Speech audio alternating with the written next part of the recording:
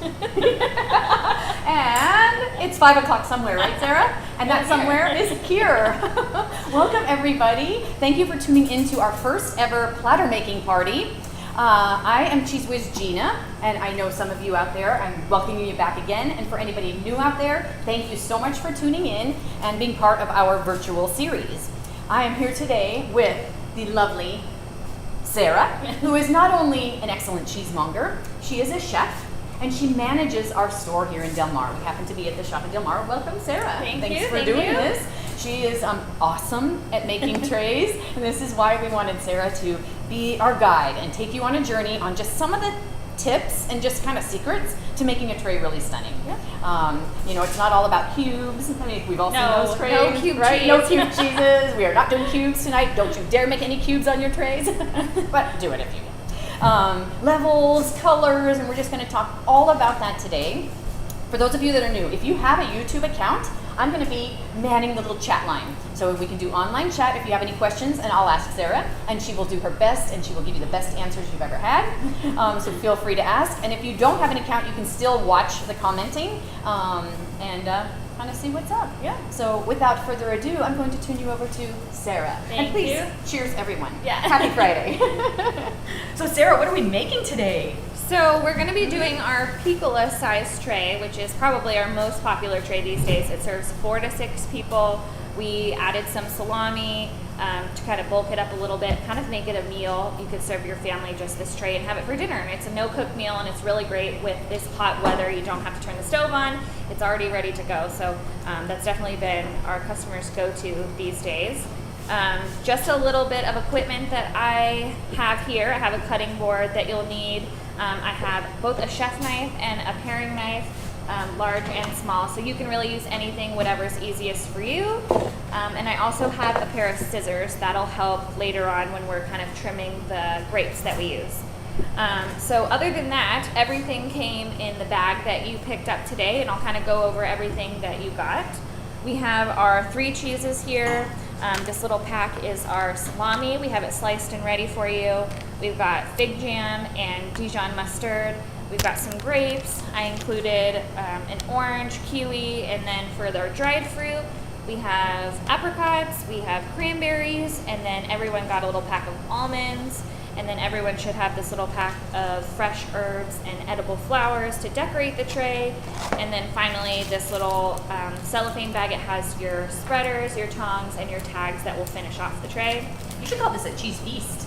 It really is. That covers all the bases. Really, you've got all of your, and everyone got a baguette, and so that covers your whole food pyramid there. I love it, exactly. Awesome, Sarah, well done.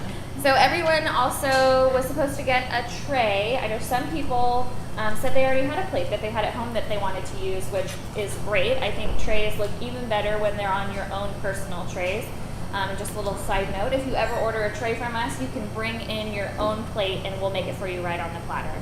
A lot of people do that in the holiday time. Everything looks really nice when it's kind of just on your own platter. It gives a little personal touch. Exactly. I think it's really good. And any platter will do, right? Sarah, a board, a piece of wood. People brought in like a plank. Yeah, people brought in 3 like smaller plates to come out and make like a grazing sort of thing, and that looks really nice too. I mean, we've seen everything. Yes, and you can do everything. We can do everything. Yes, anything, and we'll tell you. We'll be able to tell you too if we think what you're ordering is going to fit on your tray, or if you need to add a little more. Or there's tips and tricks here and there that we can do to kind of make things work on whatever size tray you have. So I think it's time to get started. Yeah, let's do it. Because the sooner we start, the sooner we can eat. That's what I'm thinking. This is a great class because you get to eat your creation. Yeah. It's something to really look forward to get to the end. Yeah, and you know, perks if you've got a party this weekend that you can just take this right too. Like, look at this tray I made. So perfect. How cool am I? Yeah. So we're gonna start with the tray. I included a little piece of brown paper for everyone. This is what we use at the shop here, just to make the tray look a little bit nicer, a little bit more rustic. I don't use paper if we ever put it on our own platter. So if we use a wooden board or something like that, glass plate, we don't use the paper. It just makes the plastic look a little bit nicer. Exactly. Yeah. And you know what else you can use, Sarah? Like banana leaves, right? I mean, if you have grape leaves. Or like fig leaves are really nice too. Yes, anything like that. Yeah. The total green foliage would be lovely. It just makes the cheese stand out a lot more. Yes, exactly. Because that's what you want, right? Yeah. The pop. the visual, the Instagrammable Yeah. food. Yeah, right? Hashtag Venissimo on your Yes. Instagram pics. Always remember that. So we're gonna start with the soft cheese. So I'm kind of gonna go through the way that we do trays here, kind of give you our tips on what we find is the easiest way to do things. So soft cheese is a little bit more important where you put it on the platter. So that's where I like to start. So this is the Fromage Dauphinois. It's a double cream brie from France. It's our best-selling cheese, like forever since we opened. And people love it. And it's just so delicious. It's good for anyone. It is a crowd pleaser. Yeah. Fromage Dauphinois. So this is a double cream brie, everyone, from France. Our most popular cheese in the shop. Yeah. Yeah, most definitely. So this is a really nice wedge here. This one, if you get a bigger wedge than this, you could even just put the wedge straight on the platter. I kind of like just putting the cheese whole on the platter and not really manipulating it too much. This one you can do it a couple of ways. You can sit it straight on the platter, or you can even turn it on its side. If you're someone that knows that people don't really like the rind of the brie, you could turn it on its side. That way the center of the brie is more accessible to people that maybe don't like to eat the outside rind. Exactly. But tell us about the rind, Sarah. You can eat the rind? Yeah, so the rind is fully edible. It's just the mold that grows on the outside of the cheese as it ages. And it's fully edible, and so people kind of decide whether they like it or not. With some cheeses, the rind gets a little bit more bitter, maybe a little bit funky. This one, I think the rind doesn't have much flavor, different than the cheese. It just, sometimes people don't like the texture either, don't want to mess with the texture, but it's kind of up to you, whatever you like or don't like. Yeah. Yeah. And I like your tip about putting the soft one down first, because once it's down, that's going to stick. Yeah, Right. Once So you're it's gonna have down, you can't put it anywhere to- else. Yeah, then you're kind of wiping and cleaning. Yeah. And if Sarah, that was also indeed like the biggest piece you have, you always want to start with that too, because the platters, you got all the space in the world. Yeah. Start with the biggest piece, Yes, right? And brie is often the biggest piece. We always say that if you're picking cheeses, the soft cheese should always be the biggest, because people just plow through the soft cheese, and they scoop up a big piece, and next thing you know, your whole wedge of brie is gone. So you should always get more than you think you need. Mm-hmm. Especially of the softie. Yeah.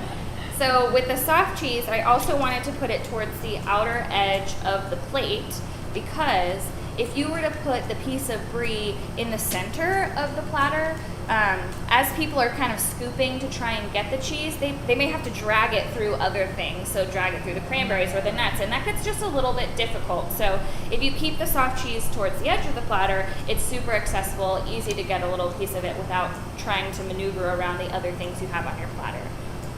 So That's an awesome tip. Yeah. And I don't even think of that, but it's so true. People then are reaching way over to try to get to the middle. Yeah, and you've got a whole smear like down the rest of the Yes. platter, but this keeps it nice and contained, because Super by tip. the end of the night, the soft cheese doesn't look so pretty. So No. we're trying to keep it looking pretty for as Yes. long as we can. You're giving it a barrier of Yeah. beauty. Yes, I like it. Okay. So next, I'm going to use this guy here, the bigger wedge. This is the Manchego. And I'm going to be showing you how to cut these at home. So when we're doing platters here, we cut them with our fancy cheese wire that cuts cheese super quick and super precise. But I chose things that are easy for you to cut at home with a knife. And if you're ever not sure, when you're here buying cheese, you can always ask us, so how would I cut this at home? And we can definitely help with that as well. Because there's so many ways. This is where you got to get creative. Right? Yeah, this is just the way I'm doing it. It's not Yeah. the right way or the wrong way. Nope. It all goes. And any knife, really, right, Sarah? Yeah, I mean, whatever you're most truly. comfortable using. Yeah. There's So no whatever magic you to that got. either. Yeah, it's all gonna work. Yeah.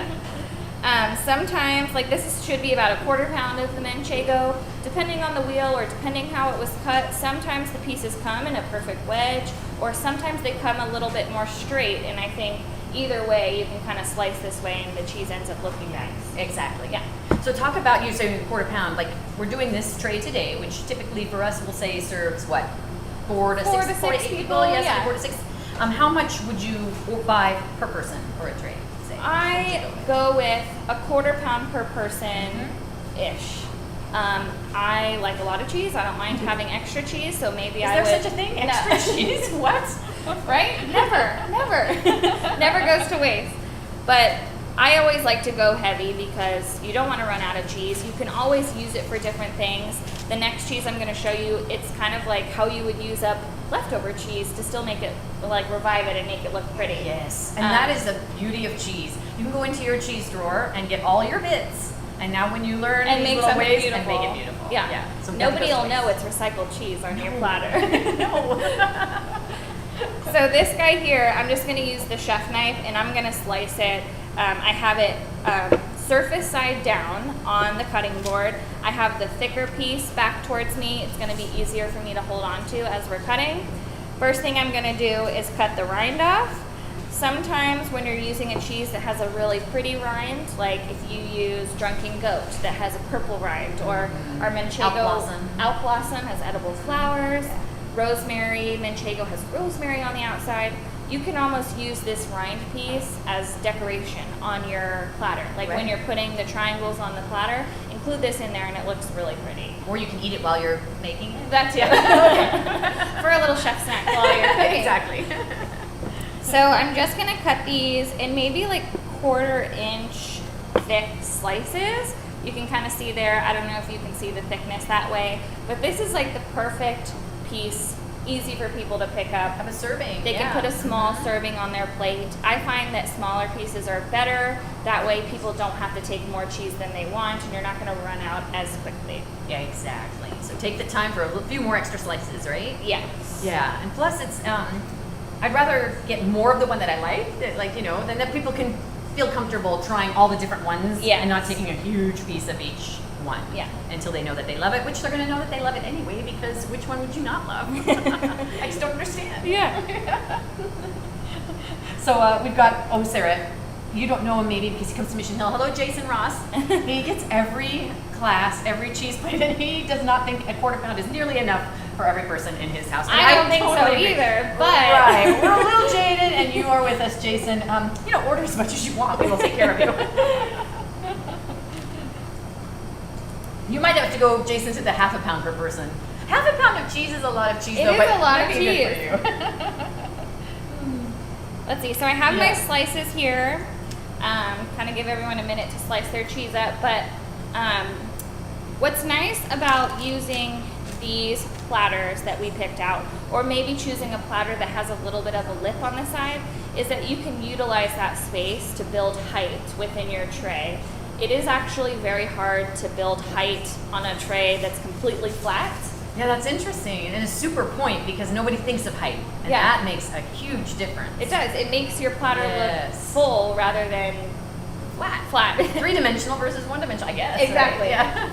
So with these pieces of Manchego, with the rind at the top and with the rind facing out, I'm going to kind of line this up on the side of my platter. That's really beautiful. I'll kind of see if I can lift this up here, see if you guys can see. Yeah. But see, I'm utilizing the edge of my platter and... As like a little ramp. Yeah, it's like a little ramp, and it's kind of like slanted on the side of it. Yeah. Talk back to the rind real quick. Hello, Carol, also another avid cheese lover. Welcome, Carol. Asked about the rind. Leave it or cut it off? Like if you leave it, are you eating it for the most part? Not necessarily. I think some rinds, it just looks nice. Yeah. One of my favorite cheeses to leave the rind on is Euphoria. It's a sheep's milk Gouda. It has a purple rind. It's clear that it's not edible because there's writing and it's purple, and but I think it looks really nice. So it really, again, is up to you whether you want to leave the rind or not. Or earlier Gina mentioned the Alp Blossom, which has the edible flowers on the outside.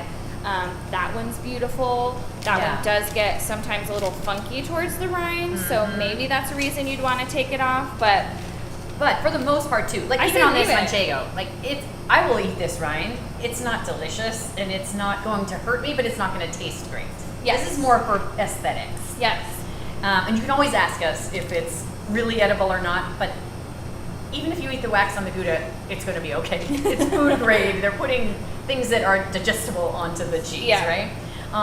So I actually don't mind eating this, even on Gruyere. I will eat that crunchy. Really? Yes, I will eat the Gruyere rind. I will. It's not. And it's not that. It's not that thick. No, exactly. So you can, if people know the cheese and you want to explain, hey, that one's all for beauty.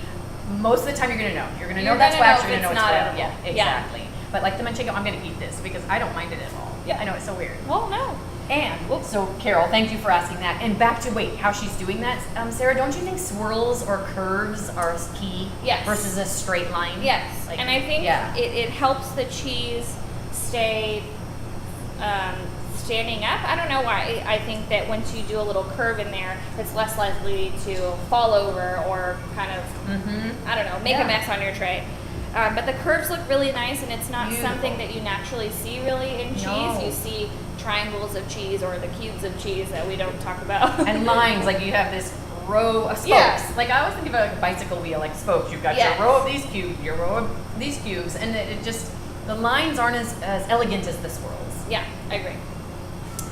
So our next cheese, so our first cheese was cow, the Manchego was sheep. Our next cheese is goat's milk cheese. When we do our trays here, we choose cow, sheep, and goat's milk cheese. From there, we may pick a blue, and then from there, just like this wild card cheese. But we do varying textures. You see we have a soft, Manchegos are hard. I would almost call the honeybee goat Gouda, your next cheese, almost semi-soft because it doesn't have really those crystals in there like the Manchego has. But when you're picking cheeses for your tray, those are the tidbits we follow, but at the end of the day, if you're making the cheese platter, just serve what you like to eat. That's what people get so hung up on what they should serve, and just serve what you like. Just serve what you eat, and people don't care. It's cheese. It's delicious. If you want all hard cheeses, you want all bries, that's all good, right? Yeah. Serve what you will. I love soft cheese. I probably would make a whole tray of soft cheese. Would you really? I would. Yeah. And I'd probably be the opposite. Like really? I would have all euphorias and the Manchegos. Yeah. So that's I love the softies. So just different people like different things. Yep. And if you but for the exploration, definitely go for the different textures, right? Yeah. All the levels from this extremely soft to something super hard and crunchy. Yeah. So this honeybee, we were talking about rinds, you can see is clearly a non-edible rind. Yes. So this is like this rubbery wax material. It says honeybee on it. It has a little bee on there. You know you probably shouldn't eat that. That ink kind of is the giveaway. Probably not good. Yeah. What's nice about this cheese, two things, is this wax peels right off. And there you go. The cheese is perfectly clean underneath. There is no like official rind of the cheese, so all of this is edible. You don't have to cut up until the little wax piece because you just pulled this off, and now the rest of the cheese is good to go. So awesome. And that little edge will taste different from what's in the middle, so you want to leave that there to get the full experience of that cheese. Yeah, you can look at your piece. I don't think it was something that would show up on the video, but you can tell that the outer ring of the cheese is darker.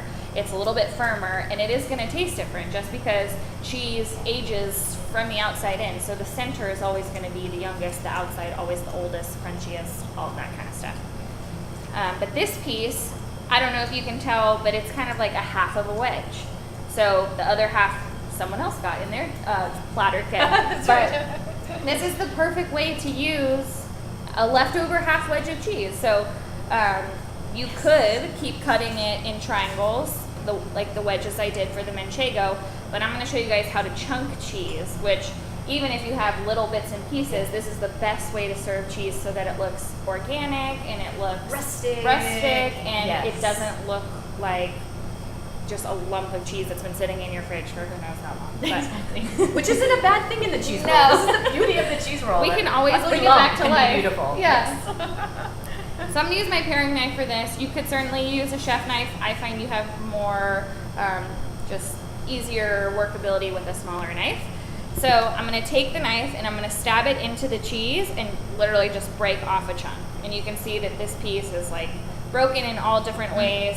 It doesn't, I'm not actually cutting it, which I guess you could even use like a fork or a butter knife. You could, right? A chopstick. I mean, it would totally make that ragged chunk. Like I think of it as rock candy. I always think that when I see it. Remember rock candy? Does anybody use rock candy anymore? Anyway, it just in cocktails. In a cocktail, you swirl it in there. But that look of that is so real. It just does not look industrial. It doesn't look processed. No. It's just real looking. So that is a nice contrast to the beautiful triangle of Manchego, right? Again, giving it contrasting textures and contrasting looks on the plate. All things kind of different. And if you ever get a piece that you think is a little bit big, you just cut it in half and things just kind of break up nicely. And as you get towards the rind, same thing, you're just gonna get bigger chunks, bigger chunks. That's so good. I love the chunks. Love, love, love. So these I'm gonna put on the platter. Kind of like what Gina was saying, in not like a swirl, but not in a straight line. So yeah, straight lines just really bug. They just are very hard, difficult, I think, to make look beautiful. This kind of like matches the curve of the Manchego if you were to keep swirling in the tray. Yep.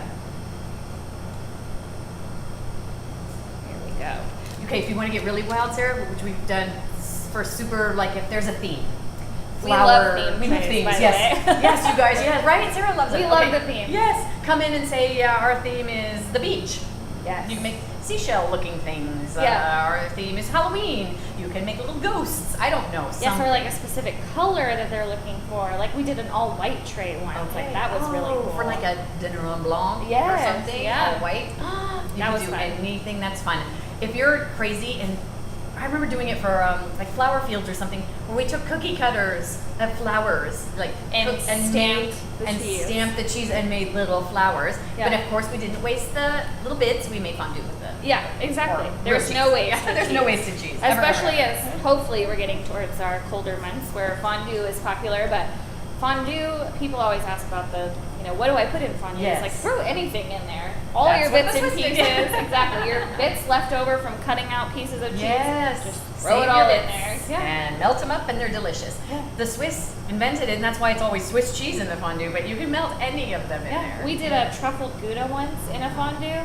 So delicious. And not what you would expect. Yeah, But people exactly. loved it. A little surprise. We did it for one of our cheese feasts. Wine break. Wine break, yeah, exactly. Everyone take a sip of Mandatory. wine. Mandatory, Yes. yes. It's like the Italians, right? They know how to do it. You Yeah. put in your drink, you take a sip, and you do a little work. And it's all good, yeah. So that's looking good, Sarah, with the swirl. And you've got your main elements, right? Yes. Kind of on the tray now? I always like to do all of the cheese first, and then I'll go into the meats. So Are you using this as decoration, or can I eat it? You can eat it. Excellent. This is like prime dinner time. It is. I'm like, oh my gosh, it's too good. So everyone has a pack of our wine-cured salami. This I can't wait for, you guys. Food art has become so big, right? It's the Instagram generation. Yeah. That's probably why. Yeah. This is art, which you're going to show. Oh yeah. Everyone has 20 slices of salami because I am very specific about numbers and making sure everything matches. And I like to do odd numbers. So I'm gonna That's why you gave 20? Well, no. No, I have a method to my madness here. But I like doing bunches of 4, and then I'll do 5 of those. So 5 bunches of 4. five Which I'm fans. thinking. Oh, you're doing fans. Fans. Okay. I We're like calling the these fans. Okay. The fans are nice because you can like nestle them up against something, and it gives it more height, and just brings more, more variety to your tray. Yeah. It's hard to put meat on. It's flat. It's flat. I mean, you roll it. Just This to put it doesn't there look just good like at that. all. No, that's just kind of Yeah. Yeah. So I want to see the fan. Yeah, so you take the slice of salami, I'm gonna fold it in half, but I'm only gonna pinch it at the bottom. So you can see, I don't know if it's getting close enough, that the fan is still like fully open at the top, and that's what keeps it fluffy and nice. That's what we like, is fluffy salami. Think of fluffy salami, okay? Yeah. I don't know if you've ever heard that term before, but then with my next piece, same thing, fold it, just pinching at the bottom. I'm gonna add it to this piece, and then I'm creating like this fan of salami. So I'll do 4. You're making levels right there. Yeah, this is height. like my first layer That's of beautiful. salami. And I think it looks really nice, like I said, nestled up against something. So I'm actually gonna put it right here, up against the honeybee, but it is leaning on the Manchego. Let's see if I can scooch this up a little bit. So that's creating some height, which So is really nice. yeah, it's like pushing up on the top of the honeybee, but it's also leaning on the Manchego. Oh, I missed a piece here. I think sometimes in the trays that I see online, it looks like people are afraid to have things touching, or not touching, but like built on each other. You know, don't be afraid to lay some of this meat on the cheese, because most of the time people are going to eat everything anyways. Exactly. Yes, they should be nestled together. Yeah. Be friendly. You don't have to keep things like flat and just next to each other. Yep. Exactly. So I love made that tip. Oh yeah. Made my second fan. This is just going to go right below the first one. Same thing, just creating like this continual swirl-esque sort of fan thing. There are a couple ways differently that you could slice the salami, or not slice, fold the salami. There we go. Sometimes if you fold it once, you can fold it twice. And once you put all of these together on a platter, it almost looks like little flowers. Ooh, can we try a little flower? Do you know how? I haven't rolled one of these flowers in a while. But I mean, just the pinching. I think we shouldn't be scared to pinch. I think that's the key, no, right? No. Yeah, you really give it a scrunch pinch and it'll stay. Yeah. Like here, I pinch the bottom of the salami and then I hold it on my hand and it stays in its little form and it won't unfold. Carol said we put ourselves out of the platter business because we're going to show all the secrets. You're going to keep some back. No, this but is it's great. It's fun. Yeah, we're just anxious that everybody wants to learn. Do you know, Sarah, this is a question from Kristen. Any other good resources on platters? How did you learn to make them? Was it just doing them, making them? Or did you learn somewhere to do? Was there a book or anything like that? I learned here. And then just working here, I think you start following other Instagrams that you find interesting. Like there's a company that I follow. I think they're a company that sell the edible flowers. But they post a lot of pictures of people using their flowers, and I see a lot of board pictures on there. And you kind of take things here and there of things that you like, and then start using them in your own trays, and then you see what starts getting popular, and just it's all just a mashup. I saw my picture of my first tray that I made, because it was my like anniversary back in March or whatever, and were you just like, oh no? I was just like, oh my gosh, that's horrible. My style has evolved so much. A lot of people do different things, and it's just, I think the internet is the best way to learn how to make trays and to see what other people are doing. I feel like here, in my own personal tray making, I'd probably be a little bit more creative when it comes to what fruits I use. But people here, they want their grapes, they want their dried cranberries, they want their fig jam, but you can get super creative with other fruits, other jams, other accoutrements that you don't usually see. Anything. Yeah. Things that are more specific that you could do at home. So that's really nice. Yeah. So yes, Kristen, trial and error, Instagram. Yeah. And like she said, the mashup. Say, I love how they did their meat, and I love those flowers, and I love that fruit. That's what I'm going to do. Yeah. Or what's really nice about doing trays at home is putting things in little ramekins. Like if you have little glass bowls, or even if you have mismatched bowls all over your tray, I think that is so cute. It just brings so much more life and character to your tray, which we can't really do here. No, so you can't have 1,000 different bowls that we can add to your tray. But that is a good point. I think we get so caught up in it has to all be the same. Yeah. Or it's really brings out your personality to use what you have and different. You got little bowls that you got when you were in Italy, and you just want to use these little taster things. Use them on your tray. How cool! Yeah, that's awesome. That's a great tip. Yeah. Carol, somebody's husband, Carol's eating all the props before it's on that. You should try to make the tray before you eat the tray, but I'm doing the same thing. It's doing everything in my power not to reach over and eat and ruin her perfect 20. I counted the salami.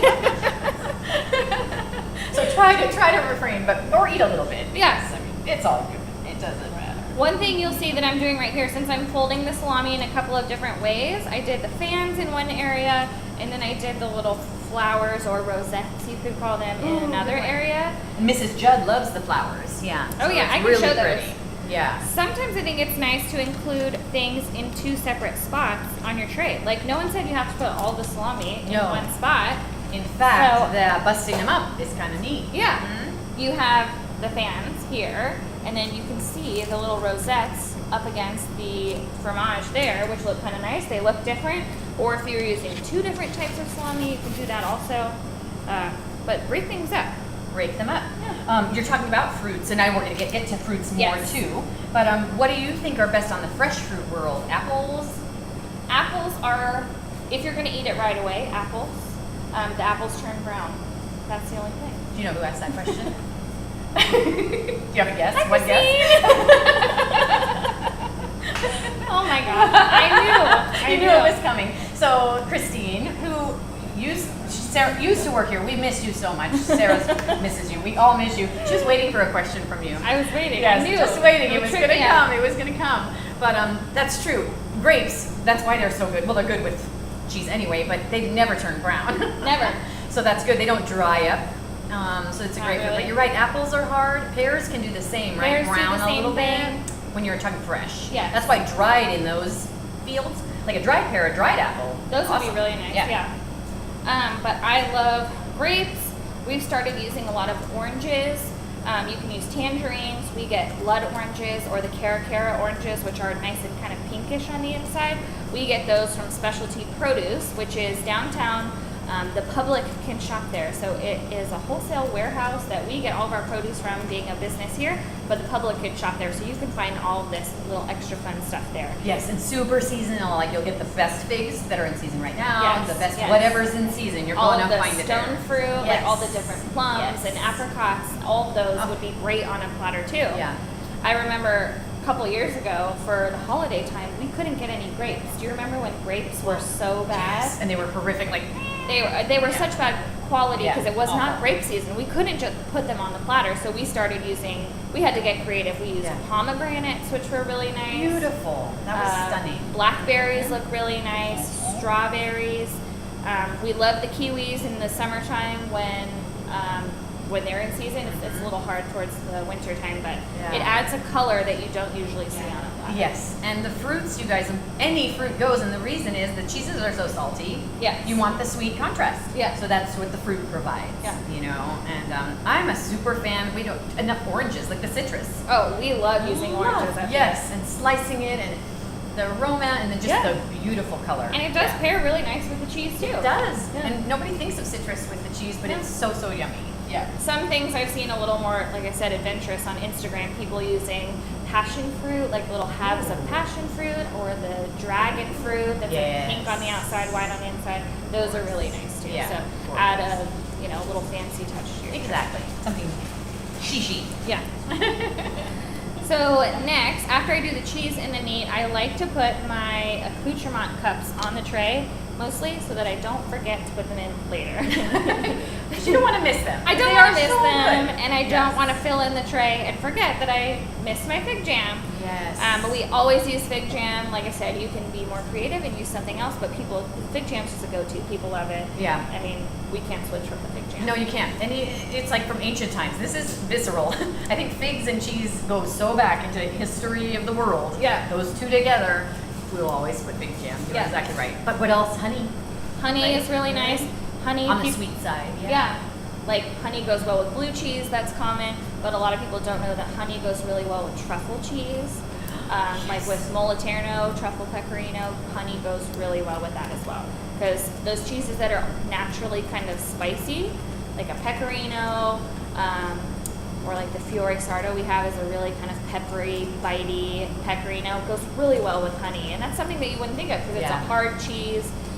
Aged, and you don't think of putting honey on hard cheese, I feel like. No, but we should really get into thinking that all the time. It's like putting waffles, honey on your fried chicken.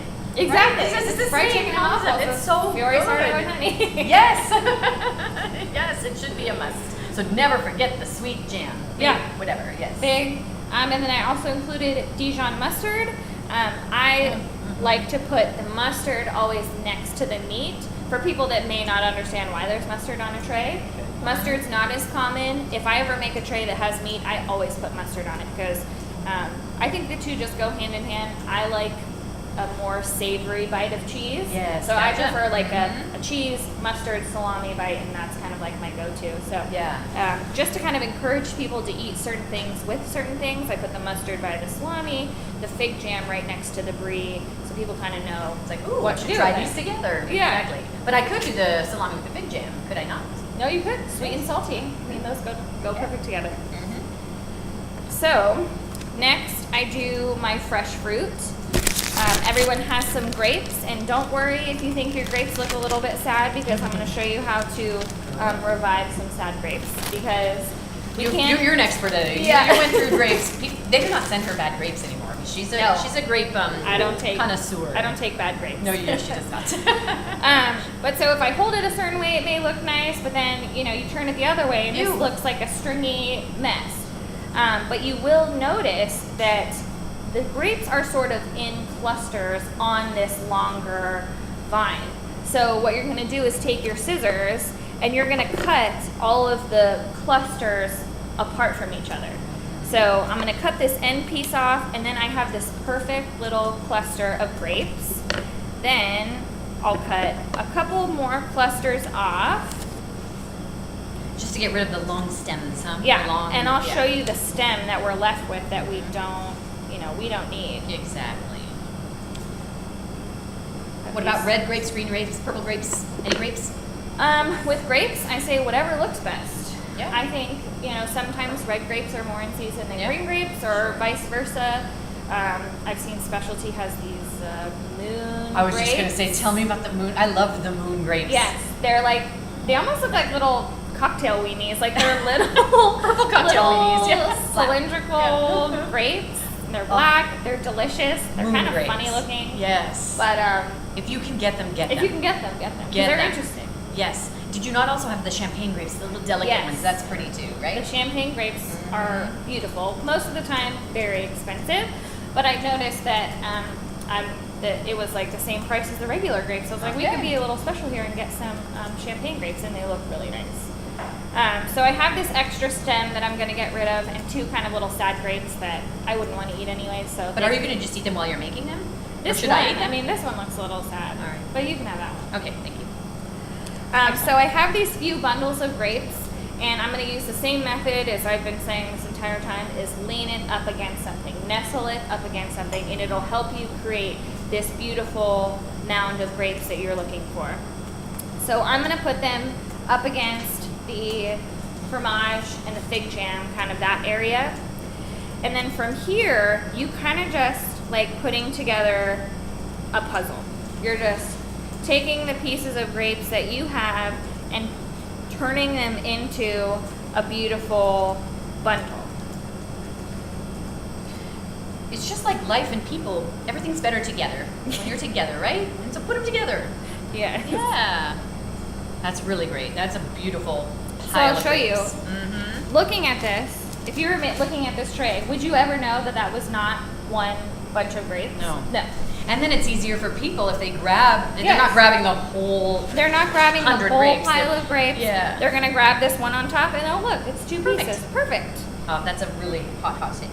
Because no one ever gets the perfect bundle of grapes out of that bag of grapes you buy at the grocery store. So this is the best way to utilize ugly grapes. What about them beautiful again? What about loose ones? Can I put them underneath, or what would you do with the loosies? You got lots of loose ones. Yeah, so you could put them underneath, kind of start the bottom of your pile, or if you see like there's a couple holes here and there where you'd like to fill a grape, just stick one in there.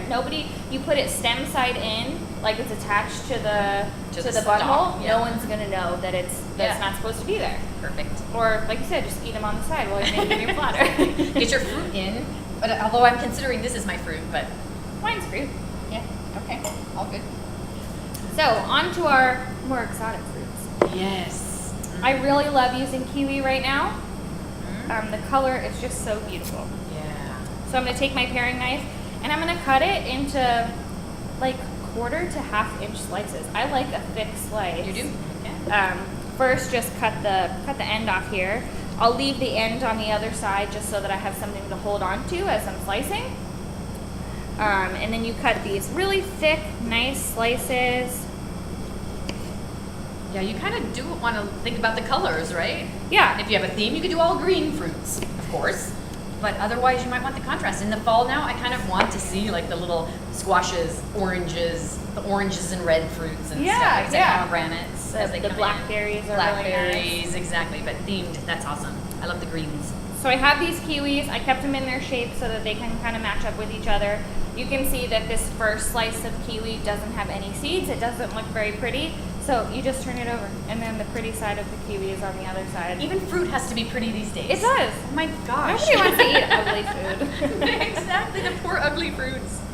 I feel sad for them. So when I'm putting the fruit on, I kind of like to do like complementing the other maybe green things. I just happen to have green grapes. Some of you had red grapes in your pack. But since I have green grapes over here, I'm going to put my green kiwi over here. And same thing, I'm just going to kind of do a fan. So you can just see they're kind of just like nestled up against. Oh, the cheese and nestled on the edge of the platter. Yeah, edge That's of the platter. It's leaning on the side of the platter. Mm-hmm. I can kind of hold this up. I don't know the best way. I mean, already it's coming together like a portrait. Yeah, and this was a very small space. But if I lean the kiwi, you can fit much more there by utilizing the side of your tray. That's awesome. It's looking so good. Next, we have our orange. I don't know if I have a blood orange or a cara orange. Oh, looks like a blood orange. Ooh, even better. What a surprise. I know.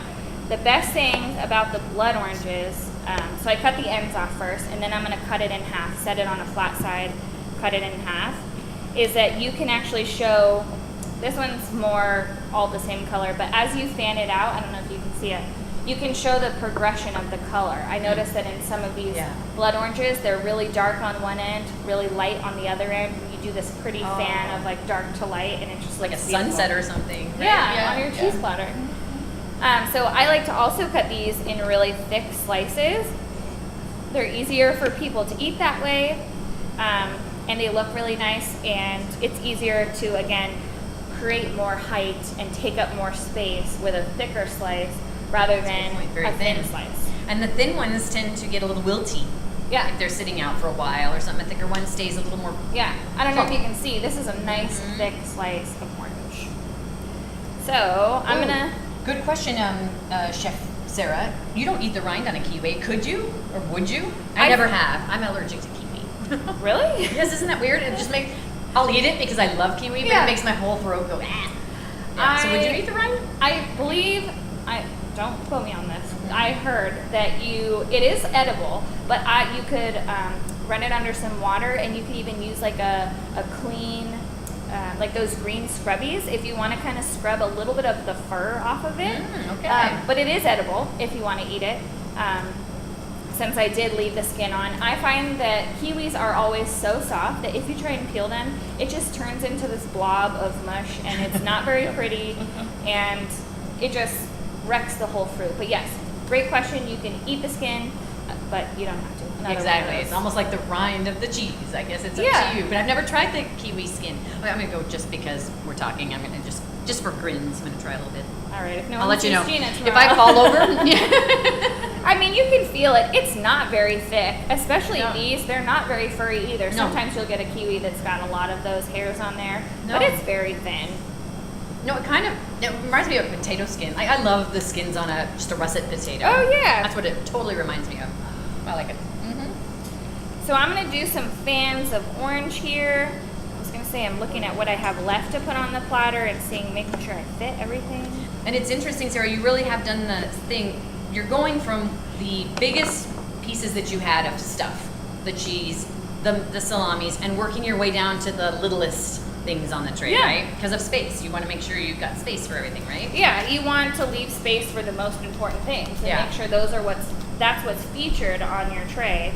And then you just fill in with the good stuff later. So, I have cheese, I have salami, I have my accoutrements, and I have my fresh fruit. So now we're going to move on to our dried fruit. So I have these dried apricots here. Everyone loves these. They add such nice color. They're so good for you. Yeah. Dried apricots. Same thing that I did with my grapes. With the green and with the grapes and the kiwi, I have the orange from the oranges, so I'm going to put the apricots over here further away from the oranges.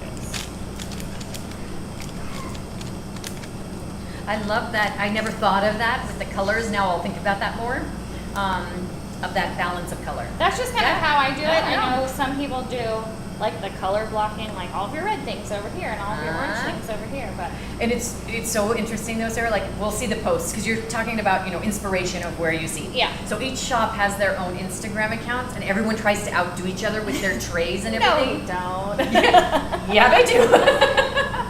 Everyone's style is very different. Yes. If you follow all of the Instagrams, Yes. they're very different. And you go, that's a Sarah, that's a Dawn, Yeah. That's an Ian, you can just see the patterns of the trays, but that's cool. You're developing your own style like an artist. Yeah, that's what we say. It's so hard when new people start working here and you're trying to train them on how to do trays. Yeah. It's hard to explain, like, you're going to see a lot of people doing things way different than what I'm showing you right now, but that's just how you do it. Exactly. And then, they get into the flow of things and realize that it really doesn't matter what you do. As long as it looks good, you just go with it. Yeah, exactly.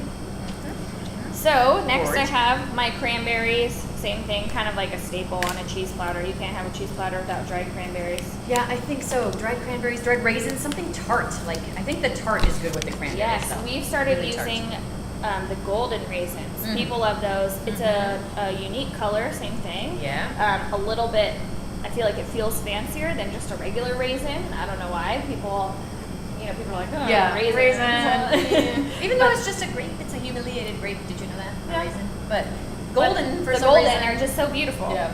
Again, the beautiful fruit gets all the attention. Yeah. Sad. So I'm gonna put the cranberries around the brie here. Again, Because you like those two together. Again. I like Yeah. these two together. It doesn't matter what you do. I think if you were to try and get some of your brie and you've got some cranberries in it, the two go together nicely. So if they meld in together, it doesn't matter. It's okay. Yeah. What about what's the art at Picasso? Could you just be like flinging your cranberries across the tray everywhere willy nilly? I guess you Somebody could. could. Somebody could at a certain time or place. I feel like it would just be a mess. Okay, so that's not your style. Not my style, but I could see how everyone's seen those people plating like whole meals on a table. Have you seen that? Like Yes. kind of like a grazing Yes. thing. Right. And in that sort of scenario, I could see just the willy nilly smear of fig jam here, Yes, and a gotcha. sprinkling of cranberries Right. here. But yeah, time and place, I think. Okay. I like it. So we have our two dried fruits. You can certainly do more dried fruits than that. I just kind of chose the two that are the most popular. It's so full looking. It's awesome. I love a full tray. Yes. I'll jam pack anything into a tray to make it look taller. And I think a lot of people, it's funny, because I'll try and put a tray on the smallest tray possible because I think it looks fuller. Because then I'll put the same amount of stuff on a larger tray and people will be like, that looks kind of empty. Why don't I have a lot of cheese? Because it's more spread out. Or if I include more dried fruit or more nuts, people kind of look at it and be like, oh, well, where's all the cheese? When really you're getting more. I think at the end of the day, using a smaller tray and really packing it in, making it look tall and beautiful, everything looks more full and looks more appealing to eat, and people kind of like the look of it better. You do. It's like going to the grocery store. You want the produce section to be overflowing with produce. But if there's only like 3 little apples sitting there, you're like, oh, sad little apples. But they're the same apples. They're the same apples that were in the giant pile, but everything that looks full and beautiful is more appealing. Yep. Awesome. Okay. So I always do nuts last. That's your style? That's just my style. I think it's because I'm always like worried about a nut allergy. So I'm always like, that's okay. Wait, are nuts okay or nuts not okay? So I always do nuts last. But I'm just going to sprinkle these in next to the honeybee.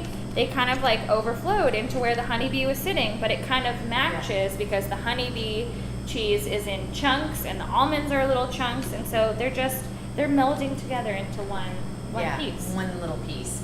So you can't do nuts though, Sarah. Couldn't you go into your like pantry and do or into the fridge if you have little pickles, cornichons, peppers, olives, pickled peppers are really nice. Yeah.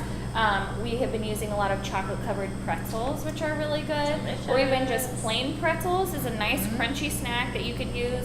Yeah. Or we sell Kikos. They're puffed Spanish Oh, corns. yes, corn nuts. They're corn Mhm. nuts, fancy corn nuts. Mhm. Don't worry, we didn't get them at 7-Eleven, and they're not ranch flavored, but they're delicious entrees, and they're crunchy, and they're a non-nut option for people that are still looking for crunch and maybe can't do nuts on their platter. But we love the Kikos. They're just so delicious.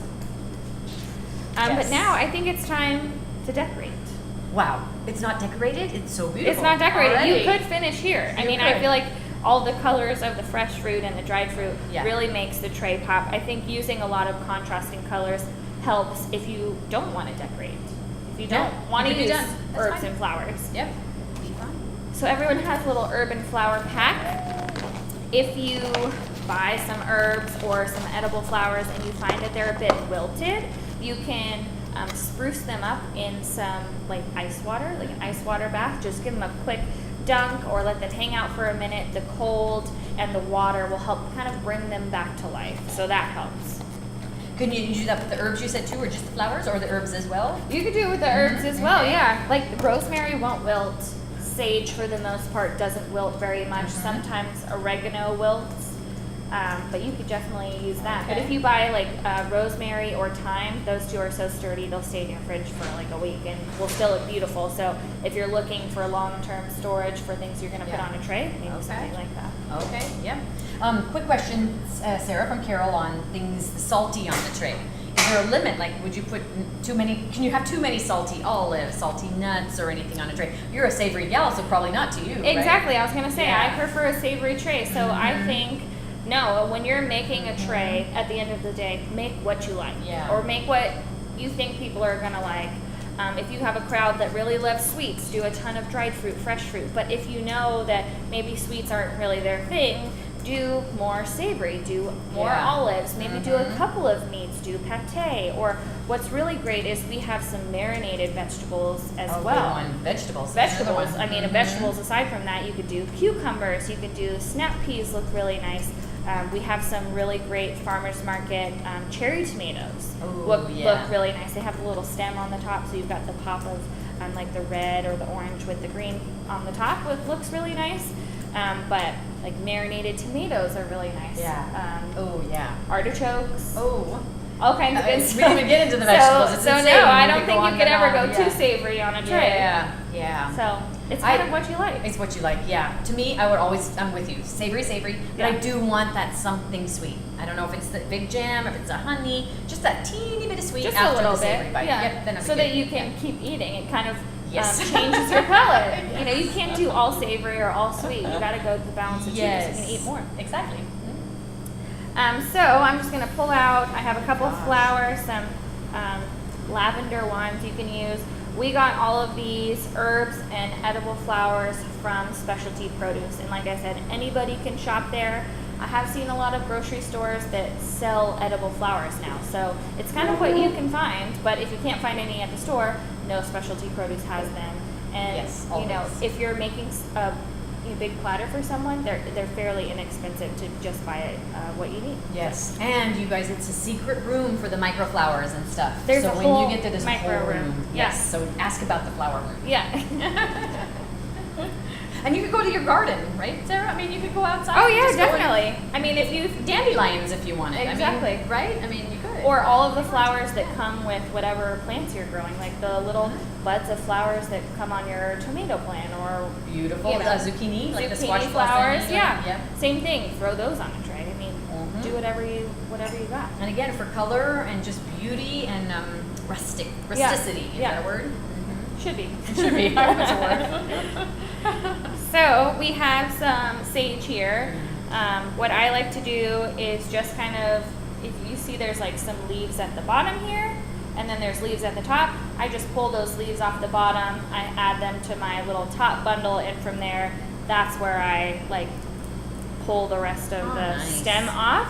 So then you have this nice little perfect bundle of sage. I can smell that just from your tearing it. I know, it's so strong. So good. And it's a season for it. And it really like just adds to the, like you said, the aroma of the cheese platter in general. It really does. Beauty, aroma, yeah. So I'm gonna make this cute little bundle of sage. Oh, I like the bundle. I always leave too much stem, so that's good. Take the stems. Yeah, I'm a herb bundle gal. That's my style. That's just with herb the trays. When you see that, that's a Sarah. Yeah, that's a Sarah tray. If you get trays with the herb bundles on it. And it's true. I can picture them. Yes, it is. Yeah. And like I said, I like to do even numbers, so I'll do like 3 bundles on tray. So Yes. we'll see if I do that today. If I don't you know. can do it. Okay, we'll see. Bundles of herbs. I like it. Okay. At home, if you use your accoutrements in your own little cups or bowls or whatever, you don't necessarily have to do this, but when we're using like our little plastic tubs, or we have little paper craft tubs that we use here at the shop, I kind of like to cover those if I can. So I'll often put the herbs next to the accoutrements, so it kind of just blends in the cup. So Makes it doesn't. it more pretty. Yeah. So I have like a little hole here right next to my mustard. I'm just gonna kind of stick the herbs right in there, and it makes this nice little bundle, and it kind of camouflages the use of the cup on the tray. little cup. Oh, that's genius. Yeah. Genius. Another thing I like to do is you can take these sprigs of rosemary and break them up into smaller pieces, and you can line the side of the tray somehow. So I can put, It's like you're making a wreath. yeah, almost like this little wreath on the side of the tray. It's getting heavy now. It looks heavy. Lifting I mean, it's it. delicious. You can see that I did like this little side on the kiwi here, which looks really nice. And on the rosemary, can I say, try everybody. The rosemary, a little frond, I don't know what the term is for the spear. I don't know. Just the little Leaf, yeah. Try it with any of the cheeses. It's delicious. Rosemary and the cheese is one of my favorites. And I think just the smell adds to it too. Yeah. Even if you don't eat it, I feel like it's just kind of Visceral. perfuming It's just, the whole, yeah, it's beautiful. the whole tray. So, go ahead. Oh, go ahead. You were going to say about the just sometimes it's nice to make like these little. It's kind of like I love that. And then you stick these into the almonds, and they look like little. Yeah. They just add color to the almonds are just kind of bland color. This is but the just- pizzazz. These yeah. are the accessories now. Now we're accessorizing. Exactly. And we all look better with beautiful accessories. Yeah. So, burrata is such popular cheese. Yes. How would you put a burrata on a tray and make it look good and taste good? And how would you serve it then, burrata? I've seen a few different ways. So the easiest way, in a bowl. That's the easiest. Like put the whole ball in there? Put the whole ball, and I would almost take either your fingers if you're comfortable, or 2 forks, and you just open the top of the burrata and kind of just Ooh, yeah. like you stab with the forks. You open the top of the burrata so you can just see the inside of it. You and just want to scoop yeah, in. you just want to scoop in. And then you can, from there, drizzle with olive oil, salt, pepper, stuff like that. Make it look more than just like a white blob of cheese. Yes. My new favorite thing that I've seen, we have been talking about doing seasonal trays. Venissimo, little Yes, it's intro, coming. little side note here. Our summer seasonal tray, we're thinking this burrata tray. So you would do everything else first. So I saw like a line of fluffy prosciutto, then a line of heirloom tomatoes, and then in the middle there, you can break apart burrata without messing with it too much. You're literally just pulling pieces off, and you lay it kind of within the bed of prosciutto and heirloom tomatoes. So it needs some zhuzh, it needs some help to make it look beautiful. You can't just throw burrata on a plate and make it look nice. But if you have things going along with it, that's what's gonna make it look good on a plate without having to put it in a bowl. And that's how you're going to eat them anyway, with the prosciutto, With the prosciutto and the heirloom with tomatoes, and it's just it's this whole beautiful tray. But you can break apart pieces of it and still make it look presentable. So that is going to come. That's going to be our next summer. Our summer season, special. The burrata, because it's so good. You know what I like, Sarah, too? You put it in a bowl, and because burrata can be stringy, the outer shell of burrata, if you don't know, is mozzarella. So it's kind of that stretchy mozzarella ball on the outside, but the inside is just cream and dippable and runny and all that good stuff. I'll put it in a bowl, and then I'll just take a pair of scissors, and I will just chop it up so that it's easier to scoop, like with a cracker or a piece of baguette or something like that. It's ready to be eaten. Ready to be eaten. If I'll top it with maybe roasted tomatoes, olive oil, and then you just dip in there. It's almost like a dip then. It becomes an instant dip. But scissors are a great way to just seriously chop up a burrata. Yeah, without having to stir it and kind of turn it into mush. The real integrity of the cheese that they made. So last herb I'm going to use is oregano, a little less common of an herb, but it's been coming in so nice and fluffy and leafy and beautiful, and it really makes for a nice addition to the tray. So I'm actually going to take a couple sprigs of the oregano and stick it in with the bundle of sage. I never think of oregano. Yeah. Doing the varying textures within one bundle, I think always looks that's nice. A little more visually appealing. Exactly. Versus that flat one-dimensional, you've got two. That's awesome. Yeah, and then it does smell so good. That comment came up. It smells so beautiful when you're making this. And everybody, don't eat your tray yet because we want to share the pictures of what you've created. Yes, so we would try love to not see to eat them all. I'll tell you how in a minute. But keep going with the herbs. I want to see how you fit all of these other ones on there. I don't know if I'm going to fit them all. Not all, but some. Yeah. Lavender ones are really nice. So pretty. They come on a really stiff little stem, which is really nice. You can stick them into your herbs and they keep their shape, which is nice. So you're not getting kind of this like sad little flower you're trying to put on a tray. And again, height. Look at the height you're getting. Mm-hmm. They can add to the height of the tray. So that looks really nice. And then also adding to the smell, back to that. It smells amazing. I just want to gobble the whole thing up. We found these little flowers at Specialty Produce. They're just called citrus gems. They're the flowers that are on citrus plants. So I think these were the tangerine flowers. So these are the flowers that grow on tangerine flower. Yeah. What? Does it smell tangerine-y or citrusy? Let me see. I don't know. I never thought of that. Almost. No, very green. I'm not getting. Oh, a hint of citrus maybe, but because you said it. Yeah. Hard to say, but how beautiful. I love that. And you can eat these. Yes. I mean, yeah, that's awesome. And then I'm just finishing off. I think everyone's got a few edible flowers. I say edible, but you don't have to eat them. They probably just taste very floral and grassy and green. But if you were to eat them, you'd be all right. Yes, exactly. That is looking so nice. We're talking about pictures, so everybody, we're gonna take pictures. We're gonna get a picture of somebody's husband with a smile on their face. That counts too, Carol. Yes, that counts too. So there's never look at the height. too many flowers, I think. You are a flower girl. I am. And again, that's a style of Sarah's. She does love the flowers, so you'll recognize her work. To finish it off, before we eat, we've got this little pack here. This is how we finish off our trays. Every tray gets a set of tongs. This helps with picking up anything on the tray. We do our Venissimo wooden spreaders. We do those on the soft cheese, so I'm just going to lay that on the soft cheese so that it's ready. You also get these little wooden spreaders. These are perfect for going in the jam and the mustard. That is another thing that I think is so cute about doing trays at home. You could do mismatching cute little bowls and spoons and forks and spreaders. It just brings more life to the tray. Definitely. And then you have tags. So these are just little Venissimo cheese tags. We write the name of the cheese, the milk type, and where it's from. Yeah. So that's nice for people, maybe if someone's avoiding cow's milk cheese, they know right away which ones to avoid, or if they're just more interested in where the cheeses are from, they can see right on the tag that they're from Spain or France. And we sell these if you ever wanted to come get one for your trays at home. So you can get those here from us. Yeah. Oh my gosh, Sarah, that is stunningly beautiful. I know, done. I hope everybody didn't eat all of their work, but it is gorgeous. We're going to eat that one, I can tell you that. I know. That is a finished look. I cannot wait, Sarah, you can't either, right? To see everybody's work.